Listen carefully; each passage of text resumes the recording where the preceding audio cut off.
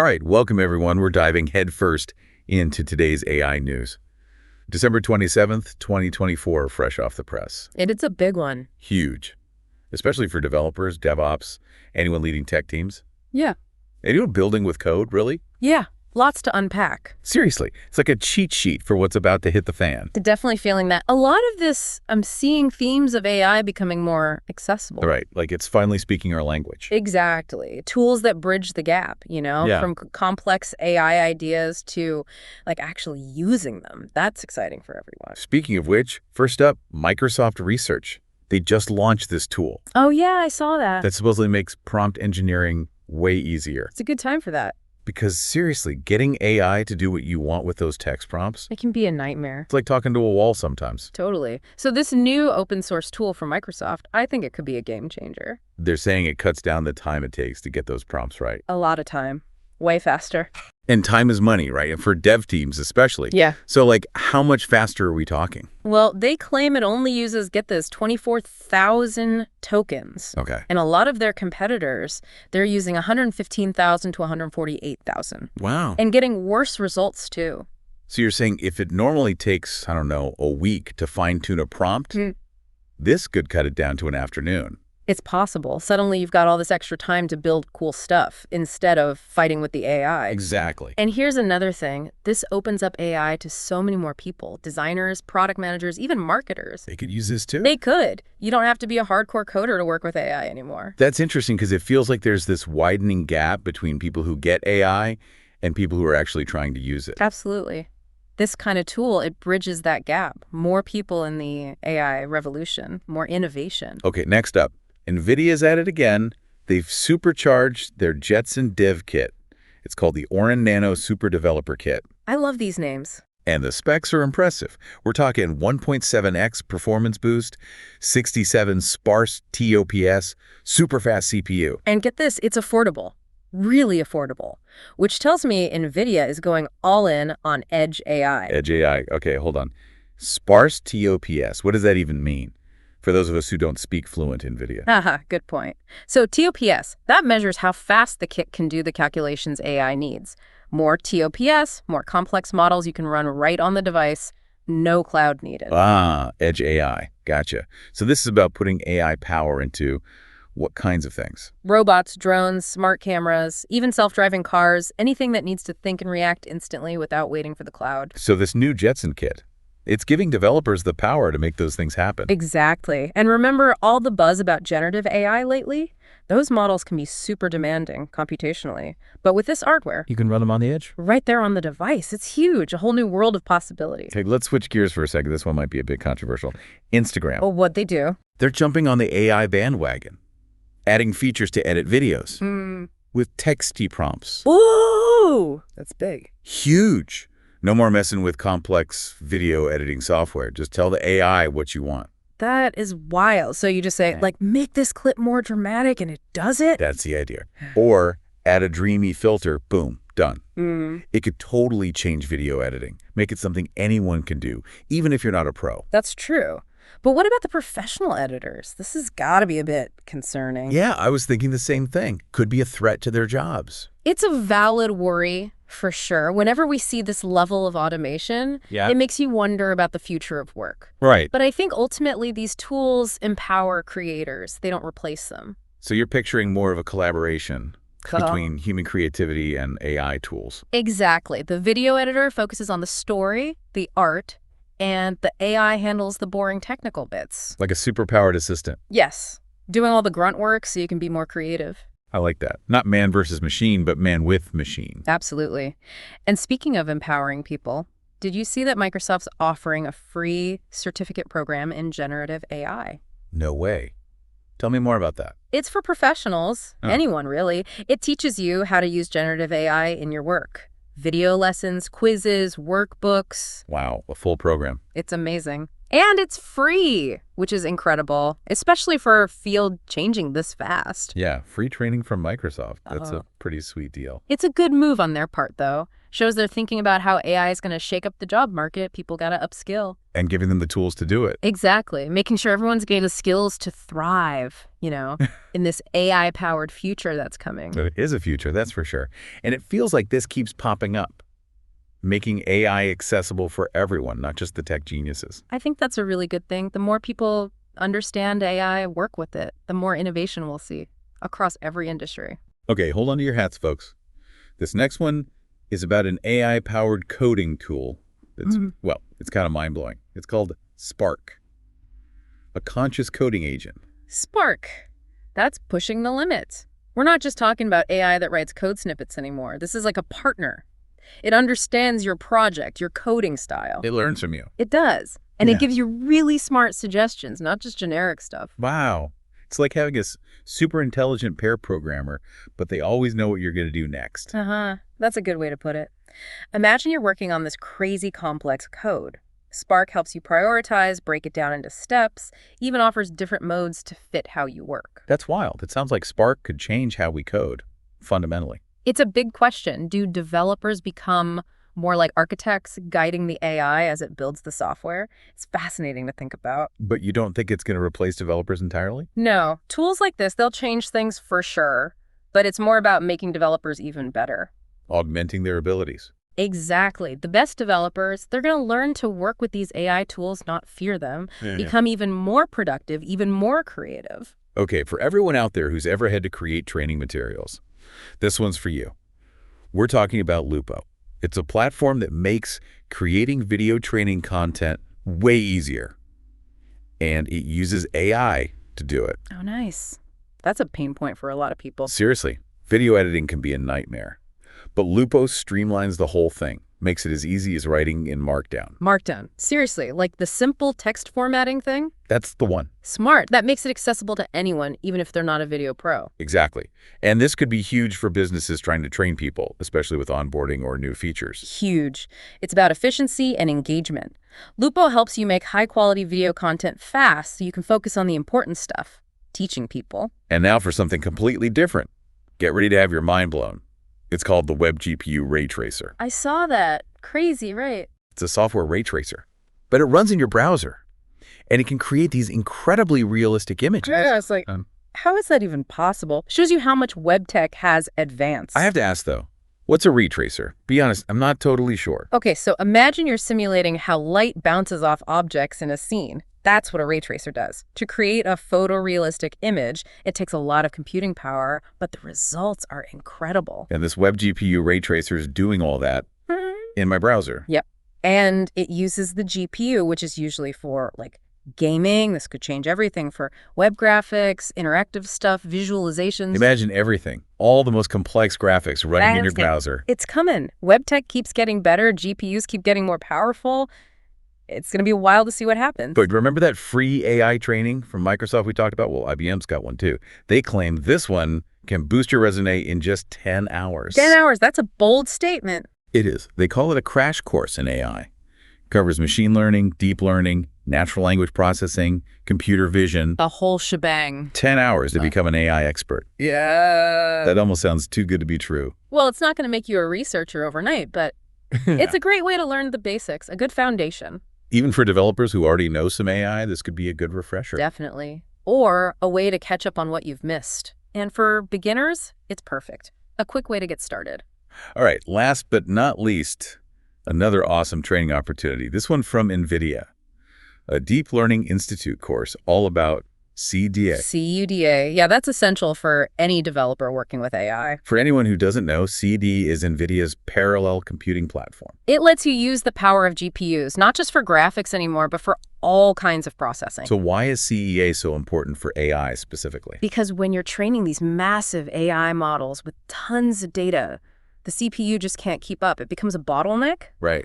But CUDA lets you offload all that work to the GPU, speeds things up massively. So it's all about optimization. Exactly. And it's becoming more and more essential as AI models get even more complex. If you're serious about AI development, you need to know CUDA. Wow. We've covered a ton of ground just in this first segment. New tools for prompt engineering, video editing that anyone can do, free training programs, hardware getting a major upgrade. And it's all happening so fast. It's like the AI world is on fast forward. Right. And it's exciting, but it can be a little overwhelming too. That's why we're here. We're going to dive deeper into all this and see what it means for developers, DevOps folks, anyone leading tech teams. Stay tuned for the next segment. Coming right up. It's wild to think how much the developer world has already changed just in the past few years. And with AI moving this fast, It's not slowing down anytime soon, that's for sure. Things are about to get even more interesting. it really feels like every week there's some new AI tool or framework. So for all the DevOps pros listening, Yeah. what trends should they be paying attention to right now? Well, one of the biggest shifts is this move toward AI-driven automation in DevOps itself. Automation? Everywhere. Automated code testing, deployments, even managing your infrastructure. Makes sense. AI is making all that way more sophisticated. DevOps teams are always trying to streamline things, be more efficient. Exactly. And this is where AI can really shine. But does that mean DevOps engineers are going to be replaced by robots? That's the question, isn't it? I don't think so. I think it's more about freeing them up, letting them focus on the big stuff. System architecture, performance. The strategic thinking? Right. AI can handle the repetitive tasks, the grunt work, and humans can focus on the stuff AI can't do. Problem solving. Exactly. Thinking creatively. And speaking of automation, let's talk about software testing. AI is changing that game too. Big time. AI-powered testing tools are everywhere now. How are they actually making software better, though? Well, one of the most promising areas is in generating test cases. Test cases. Ugh. Yeah, not the most fun part of the job. Traditionally, you'd have to manually create these test cases, right? Mhm. Thinking of every possible thing that could go wrong. Tedious. Very. But now we've got AI that can analyze code, logs, user behavior. And it just creates the test cases for you. It does automatically. A Yeah. whole suite of tests covering things you might not even think of. It's a huge time saver. Huge. And it's not just speed. AI can often catch those weird edge cases, those bugs that humans might miss. Like it's actively trying to break your code. Haha. In a way, yeah. It never gets tired, never gets distracted, just keeps testing and testing. So as these AI testing tools get even smarter, They're going to be even more valuable, giving developers the insights they need to build truly robust software. Reliable, too. okay, we've talked about DevOps, testing. Yeah. What about user experience design? How's AI changing that? Yeah, UX design is huge. AI is revolutionizing it Mm. in a lot of ways, but one of the biggest is personalization. Personalization, yeah. AI can analyze all this user data and then tailor the app's content, layout, everything to each individual user. Like those recommendations you get on Netflix or Amazon. Exactly. But it goes way beyond that. The AI creates a custom experience for every single user based on their preferences, their behavior. That's pretty amazing. And I bet users love it. They do. It leads to way more engagement, happier users, but from a developer's point of view. Yeah, this sounds super complex to implement. It can be, but the good news is there are AI tools for that too. They do a lot of the hard work for you, analyzing the data, figuring out the recommendations, even adjusting the app's design on the fly. So the UX designer gets to focus on the big picture, the overall strategy. Exactly. It can be more creative, more strategic. It's about thinking about the user's entire experience, not getting bogged down in the details. Okay, let's talk about data science. Because AI and data science, it feels like they go hand in hand. How is AI changing that field? It's transforming it. One of the biggest challenges in data science is just the sheer amount of data. We're drowning in data these days. Seriously. Social media, sensors, online transactions, Yeah. traditional data analysis just can't keep up. But AI can. It's built for this. Exactly. AI can handle massive data sets, no problem. And it can extract insights that humans would never be able to see. So AI is changing how we collect data, analyze it, understand it. All of it. It's helping us see patterns, identify trends, make predictions with accuracy we could only dream of before. And this affects pretty much every industry, right? Every industry. Healthcare, finance, retail, manufacturing. Data is everywhere. It's Yeah. like the new gold. And AI is the tool that lets us mine it, those insights we get. They lead to better decisions, new innovations. So what does it mean to be a data scientist now? Feels like AI is changing that role too. It is. It's automating tasks, giving us new tools, opening up new possibilities. Sounds like an exciting time to be a data scientist. It is. If you love solving problems, finding those hidden patterns in data, and making a real difference in the world. Data science is the field to be in. So to recap this segment, AI is impacting every part of software development. DevOps, testing, UX design, data science. It's not just a trend, it's a shift, a fundamental shift in how we think about technology, how we solve problems. And it's happening in every industry, not just tech, creating opportunities and challenges for anyone who's willing to embrace it. Absolutely. But we have to remember, AI isn't about replacing humans. It's about giving them superpowers. It's about making us better, helping us achieve more. Exactly. And now let's talk about some of the broader AI trends we're seeing. One thing that really stands out to me is accessibility. Yes, AI is becoming so much more accessible. We saw that in this deep dive already, right? Free training from big companies, open source tools. Even the hardware is becoming affordable. It's the democratization of AI. That's the perfect way to put it. It's not just for big corporations anymore. It's for everyone. And that's a good thing because it means we're going to see so much more innovation, new ideas, new perspectives. It's not just the same old tech giants calling the shots. Exactly. And it's blurring the lines between disciplines, too. AI isn't just for computer scientists anymore. Nope. We're seeing AI in design, marketing, healthcare, finance. And that cross-pollination is where the really exciting stuff happens. People from different fields coming together, bringing their own expertise to AI. It's like AI is becoming this catalyst for collaboration. It is. And the best AI projects, they're the ones with diverse teams, people with technical skills, domain expertise, creative vision. It all comes together to solve the really big problems. But those big problems, they come with big responsibilities.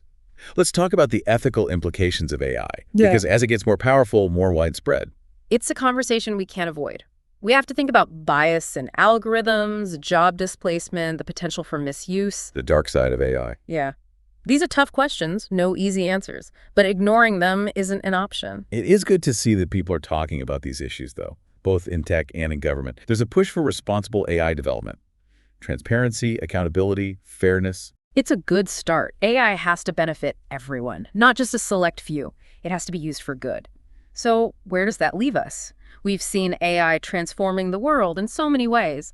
New possibilities, new players, new challenges. There's a lot to take in. It is. But the key takeaway is this. Stay curious. Stay engaged. Keep experimenting.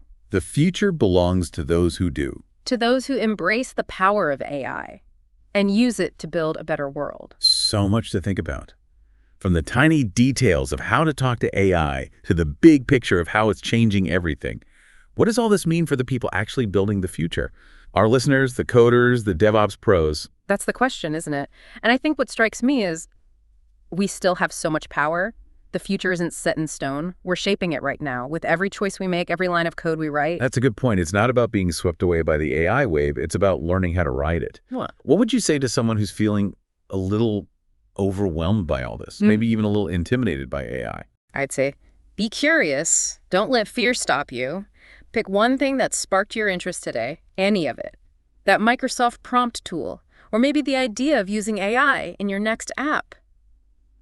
There are so many resources out there now. Dive in, start experimenting. Like we said, it's easier than ever to get started with AI. You don't need to be a PhD or anything. And you never know, you might stumble onto something amazing. Absolutely. That's what's so cool about this field. It's so new, so much is still undiscovered. What problem are you passionate about? How could AI help you solve it? Yeah, we've seen some pretty amazing examples today. AI that helps us code, AI that makes video editing easy for everyone, AI that unlocks data for anyone. And that's just the beginning. Think about AI-powered healthcare, personalized education, smart cities. The possibilities really are endless. So to everyone listening, we challenge you. Don't just use AI, create with it. Take everything you learned today, open up your IDEs, grab your whiteboards, and start building. The future of AI isn't happening in some secret lab. It's happening right now because of people like you. You have the power to shape it. And if you're looking for a place to start, we've got links to all the resources and tools we talked about right in the show notes. This deep dive might be over, but your journey's just beginning. Stay curious, stay creative, and keep pushing the limits. Happy coding, everyone. We'll see you next time.